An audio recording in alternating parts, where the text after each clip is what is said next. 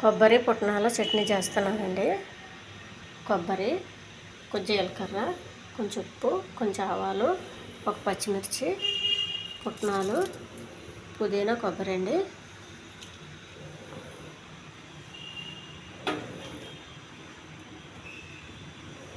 ముందుగా కొంచెం జీలకర్ర అండి,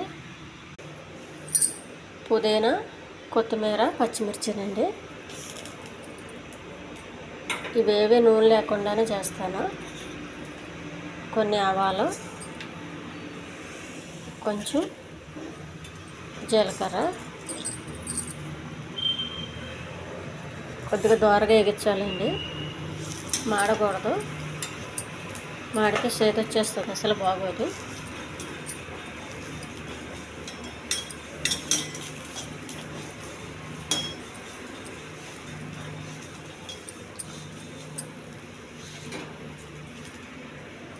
పుట్నాలండి, ఇది కూడా కొద్దిగా ఎగించాలి.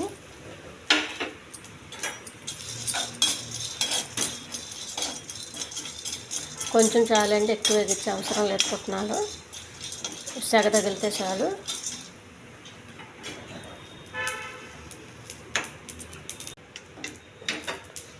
ఒక ప్లేట్లో వేసి చల్లారనివ్వాలండి.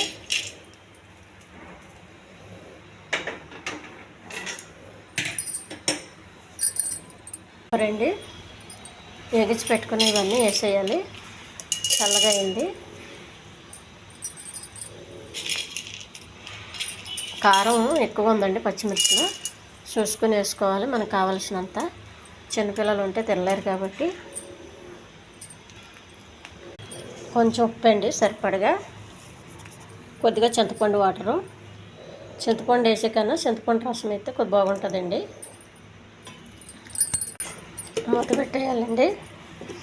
మిక్స్ చేస్తున్నాను.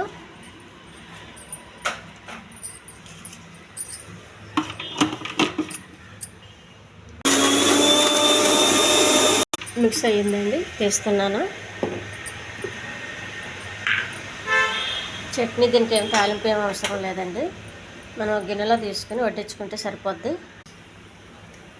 కొబ్బరి, పుట్నాలు, కొత్తిమీర, పుదీనా చట్నీ రెడీ అయిందండి. ఈ చట్నీ చాలా టేస్ట్గా ఉంటుందండి. ఇందులో తాలింపు ఏమి వేసే అవసరం లేదు. ఇందులో కూడా నేను నూనె వేయలేదండి. అసలు నూనె లేకుండా హెల్తీ చట్నీ అండి. ఈ ఛానల్ నచ్చితే సబ్స్క్రైబ్ చేయండి, షేర్ చేయండి, లైక్ చేయండి, కామెంట్ చేయండి. మీరు చేసే ప్రతి కామెంట్కి నేను రిప్లై ఇస్తాను. ఇది చాలా హెల్తీ చట్నీ అండి. పూరీకి, ఇడ్లీకి, దోశకి కూడా బాగుంటుందండి. ఈ 3 టిఫిన్లు లేనప్పుడు మనం మామూలుగా అన్నంలో కూడా కలుపు తినొచ్చండి.